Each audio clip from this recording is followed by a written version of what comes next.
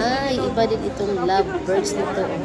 Kylie Alcantara, dinala si Kobe Paras na nabalita ang bago niyang jowa pagkatapos ng kanyang breakup mula kay Mavi Legaspi. Hindi pa kinumpirma ng dalawa na sila na talaga, pero makikita mo sa kanilang body language na may something talaga. Sweet na sweet, naka-holding hands, may video sila naka-holding hands pa. Kaya parang tsuwa na siguro sila. Sila lang nakakaalam. Alam mo naman sa showbiz sa Pinas na todo deny kahit nakita na o klarong-klaro na, di ba? Ganyan yung mga artista.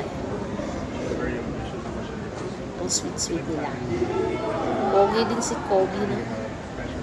Ayan. Talagang nakamove on na itong si Kylie Alcantara kung sakasakaling sila nga ni Kobe from Mavi Legaspi.